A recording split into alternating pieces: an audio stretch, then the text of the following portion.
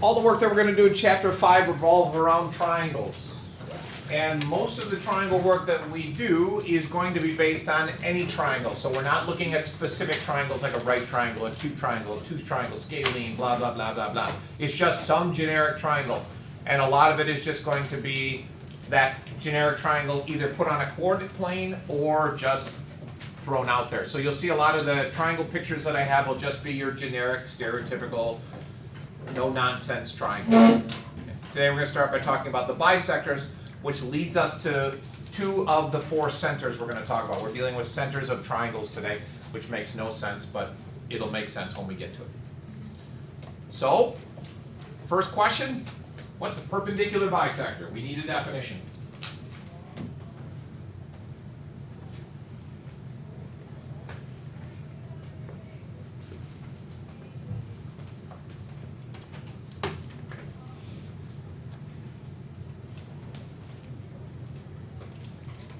Michelle, take a stab at it.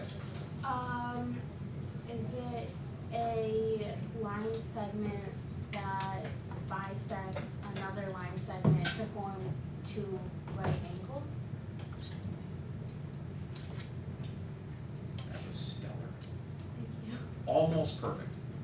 One small revision, and that it doesn't need to be a segment. It could be a segment array or a line that's doing the bisecting.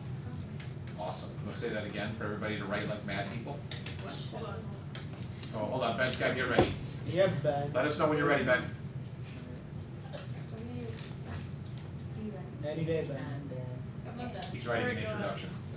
Ever since I was a little boy, I always wanted to know the definition of perpendicular bisector. And now this day, 11, It's the 19, my dream has come to fruition.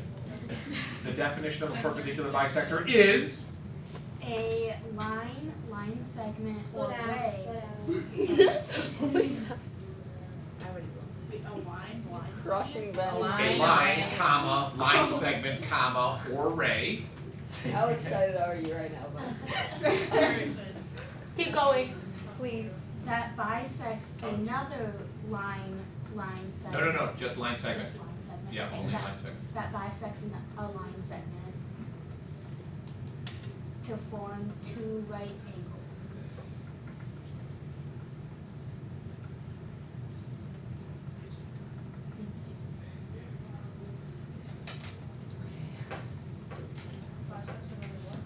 How's that? Bisects line segment.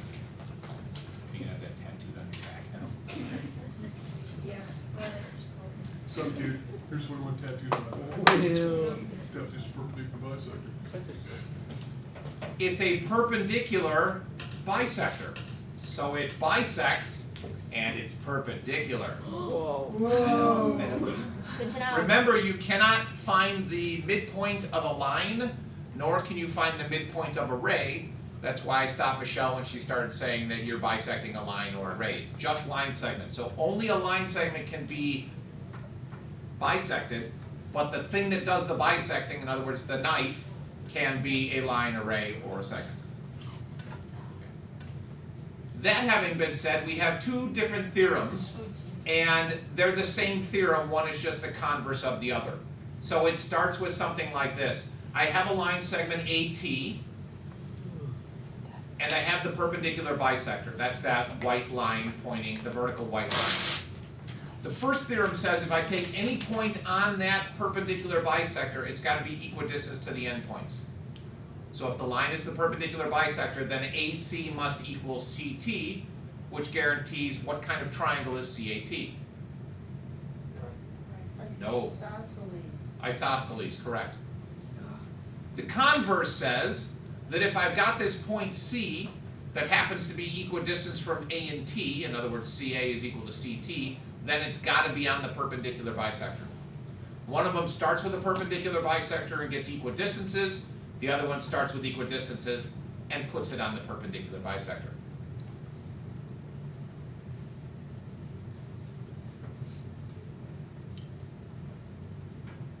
Both theorems give you the same picture, it's just a matter of what you start with.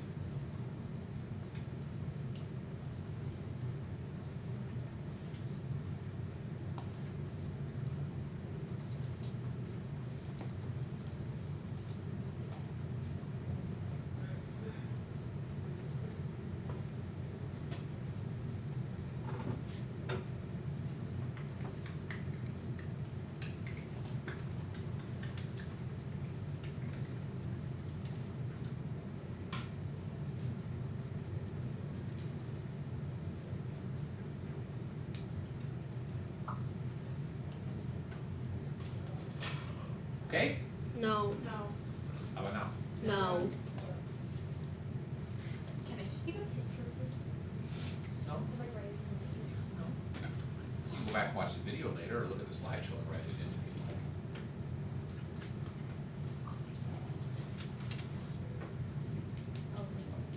like. 4 years when you're in college, you're not gonna run up to a lecture hall and take a picture.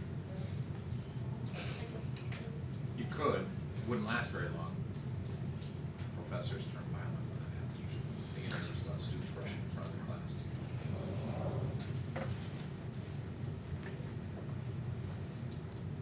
Here's an example.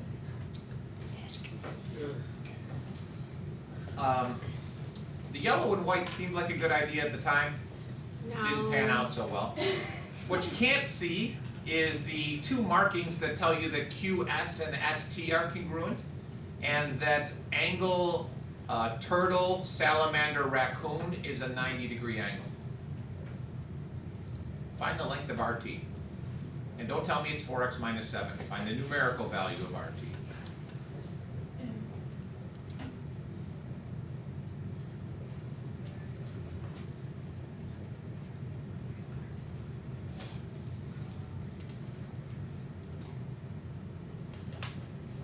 Emily, what do you know about that red line? It bisects the triangle. And? It makes QS and ST congruent. And?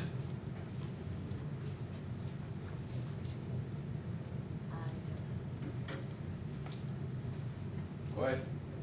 The red line is congruent to itself because it reflects it properly. So if you say like the triangle QSR is congruent to TSR, then you could say QR is congruent to what's that?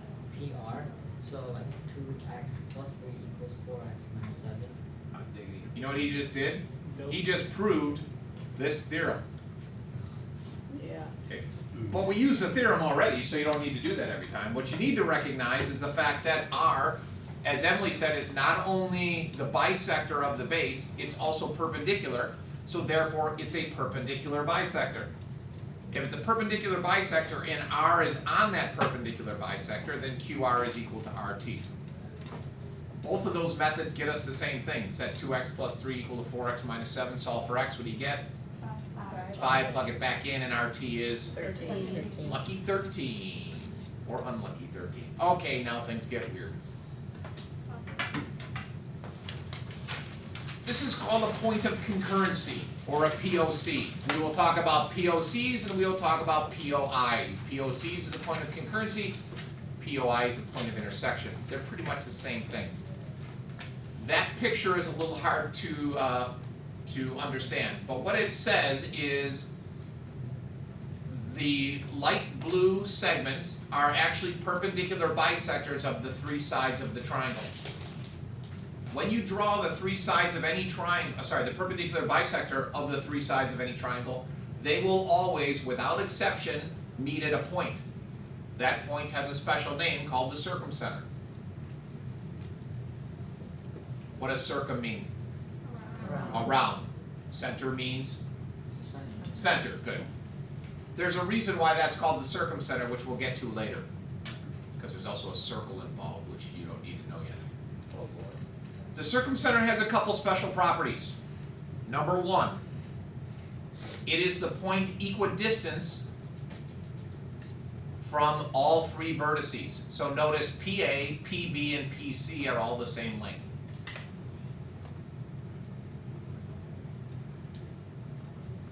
And number two, which won't make any sense, but you can write it down now, it's the center of the circumscribed circle.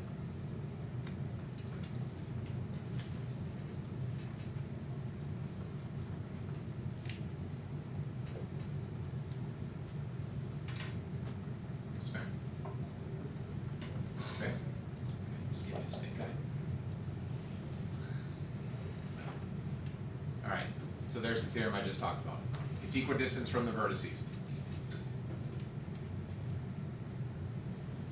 So I have three towns, town A, town B, town C. I want to build a fire department that can service all three towns, and it should be equidistant from the three towns because it should be able to get to both, or all three towns in the same distance. So I find the circumcenter between the towns and I build a fire department. You know, that's geometry in real life, people. Some engineer gets paid $1 billion a year to do that problem. Now you can do it. Go out and get a job. Earn your keep. Quit mooching off your parents. Slackers. So, let's look at some fun stuff. Where's my pen? Oh, we got it. Really fun. ¿Dónde está la pluma? Sí, la pluma? Sí. Sí, lápiz. That's pencil. Pencil. Pluma. El lápiz? Oily grapho is No, we're talking about. I'm sorry, what? Oh, What did you say? it's like Pencil is el lápiz. Right, but what did you foil say? grapho or something. That's There's right. different Oh. Yeah. There's different ways to say it. Okay, Or just- I like pluma. Luma's pretty nice. En la ventana That's a window. del gato. Or el noche en la escuela. The window of the cat. See? Bueno. And then the cat. Okay, so here is a triangle. It's a little hard to see, but I have it labeled as A, B, and C. And then if I want to do the perpendicular bisectors, again, it's a perpendicular bisector. So first of all, I need the bisectors. That would be the midpoints. Those magically appear there. And then I need the perpendicular bisectors, meaning I need to put a line through each of those that's perpendicular. So those three things are the perpendicular bisectors. And you'll notice that they meet at a point. So you might be saying to yourself, Self, he cheated and started with a triangle where this works. And what I can show you is the fact that it always works. So no matter where I drag these vertices, those three lines will always meet. However, you will notice that sometimes, here, let me show you the point there. There's the point. Sometimes that circumcenter flies outside the triangle. So let's look at three different types of triangles. What kind of triangle is this? It's a cube. Where's the circumcenter? Right there. Inside. Right there, good. It's inside. What if I make it an obtuse triangle? Oh gosh. It's outside. It moves outside. Now, not only does it move outside, but it moves outside, but inside the obtuse angle. You want to write that down because the other centers are different. For an obtuse triangle, it's outside the triangle, but inside the obtuse angle.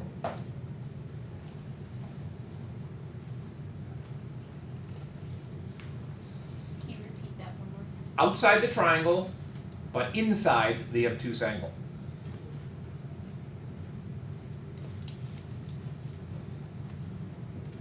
Molly, Yes. where do you think it's going to go if I turn this into a right triangle? To where? To the where is it going to end up? In other words, the circumcenter in all right triangles ends up in the same spot. Where is that special spot? The center of what? How do you find the center of a triangle? Oh. Evan? Is it in the right angle? In the right angle? Like Anywhere in the right angle. on the inside of the triangle. Inside the triangle, inside the right angle. Yes. Any other specialty about it? No? Okay? Splash? How about like stay in the hypotenuse or On the hypotenuse or yeah, on top of it? on top of the hypotenuse? Yeah. What do you got? Well, I was gonna add to his, I think it might be in the midpoint of the hypotenuse. Ooh.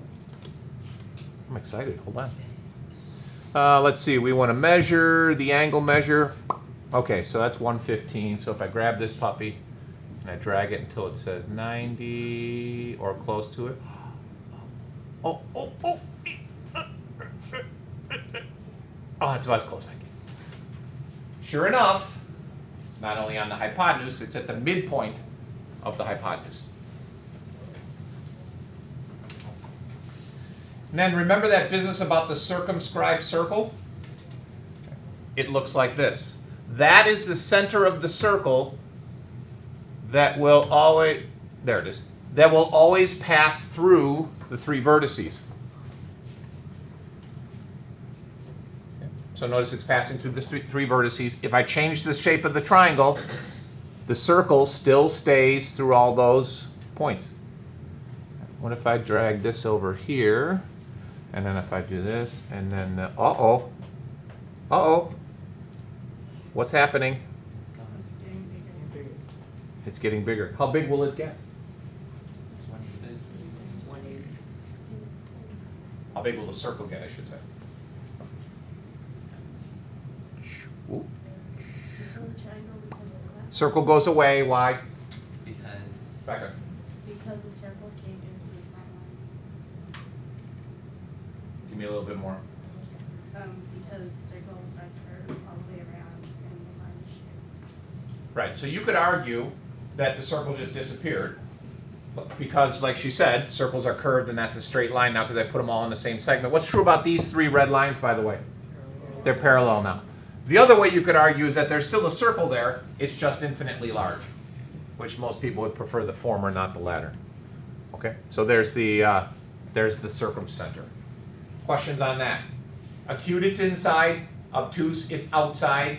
And right, it's the midpoint of the hypotenuse. Always, without exception.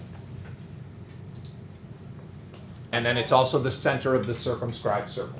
You almost got the perfect 90. Yeah, but not quite. It was close. All right, let's go back to the slideshow then. We do have another center to talk about.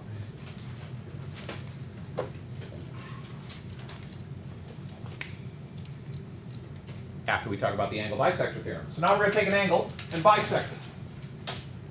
So like we've talked about in the past, if you bisect an angle, the ray is the knife, the angle is the bread, and therefore you get two equal angles.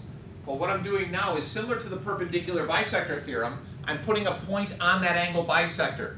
So FB is the angle bisector, and I took a point F on that. The rule says it's got to be equidistant from the sides of the angle. You'll recall when we had the, when someone burst into flames and ran to the river? Will burst into flames and ran to the river. Same thing is happening here. He's on the angle bisector, he bursts into flames, he's going to run to the side of the angle. Always going to run along a perpendicular because it's the shortest distance. If it's on the angle bisector, it's equidistant from the sides of the angles. If it's equidistant from the sides of the angles, it's on the angle bisector. Okay, that's a reversible statement. It works both ways.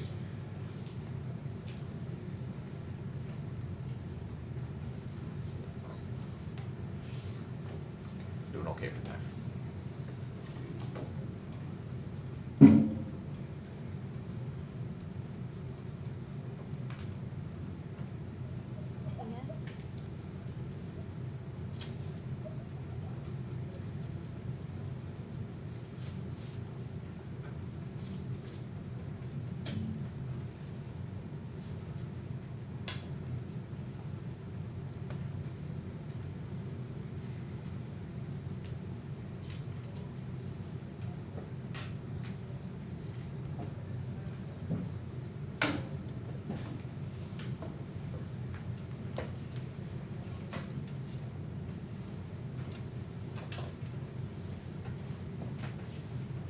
Okay, we good?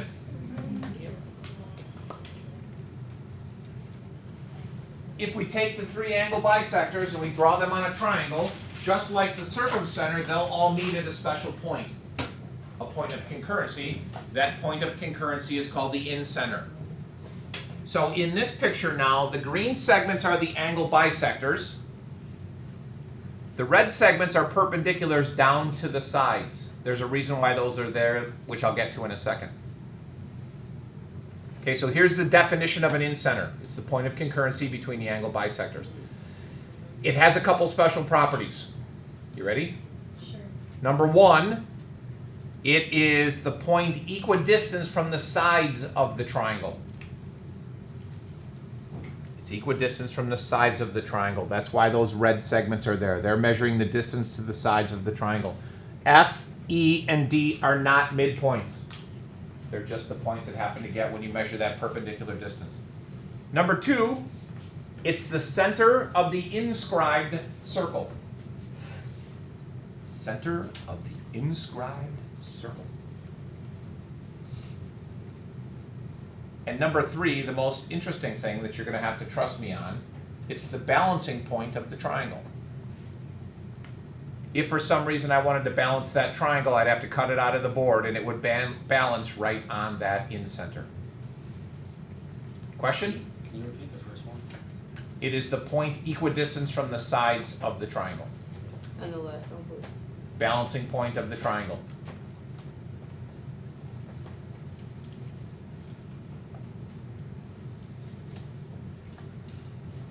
Whoosh. We already said that. It's equidistant from the sides of the triangle. So remember, in the circumcenter picture, these were midpoints, and these were the sides that were congruent. In the incenter picture, these are angle bisectors. They're not congruent, but the red ones are congruent because it's equidistant from the sides of the triangle.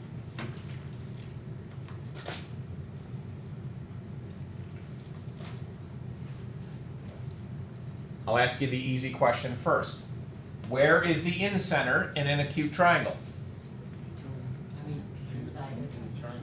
We're all thinking go by some Inside, outside, or on? inside. Inside, because it's right there. What if I turn that into an obtuse triangle? Where would the incenter go? Outside. Where outside? Inside the obtuse angle? Okay, and what if it's a right triangle? On the midpoint of the hypotenuse. Okay, let's see.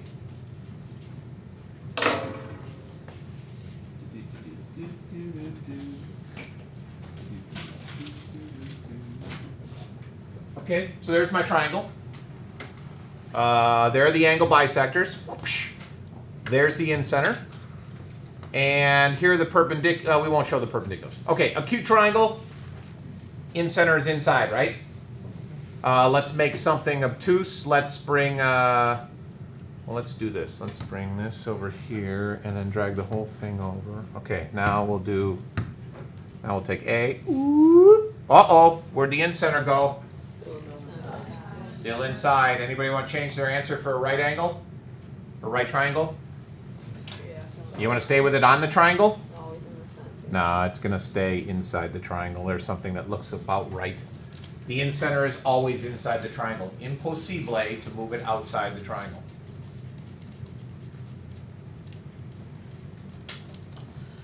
Okay, so then we've got those little perpendiculars to measure the distance. That looks fairly confusing. But the circle that I was talking about is that little guy. So that's the inscribed circle. Circumscribed circle is around the outside. The inscribed circle is inside.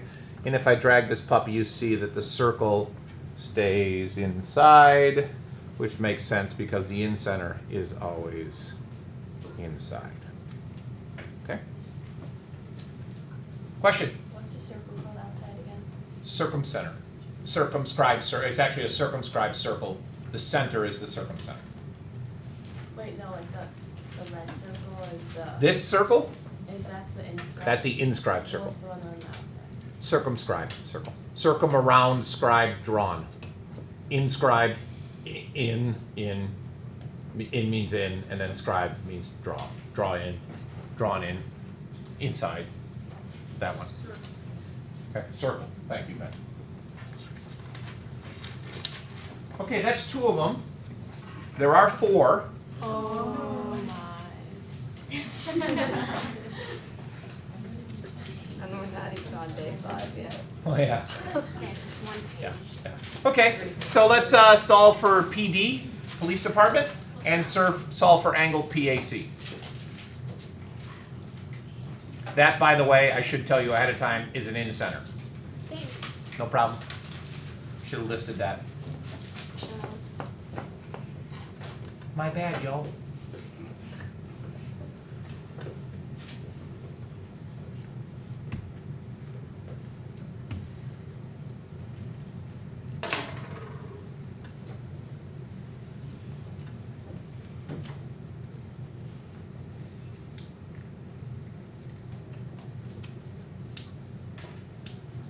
Is FA 12 or is BA 12? FA. Ferret, aardvark. Let's start with the easy stuff. How big is that angle? 32. Why? Yeah, because they're angle bisectors, which makes this angle 34. Okay. But we're looking for PAC. PAC is over here. How do I find, oh, that should be this. Sloppy. Come on, Reedy, you're better than that. How do I find that angle measure? No, you've answered enough today. Put your hand down. Rest. It's okay. Yes, sir. You add the 232, 64, and then 234, which is 68. 68, and then subtract it by 180. 68 plus 64 is 132. 32. Good. From 180 is 40, 50, 40, 48. 30, 48. 48? 48. And then divided by 2, which is 24. 17? No. No, 31. 20. 24. Right. Everybody follow that? Yeah. Anybody need a review? No. Good, because that took way too long. 32 plus 32 plus 34 plus 34 plus this whole angle equals $1.80. Find that whole angle, then divide by 2 to find 24. How do we find police department, PD?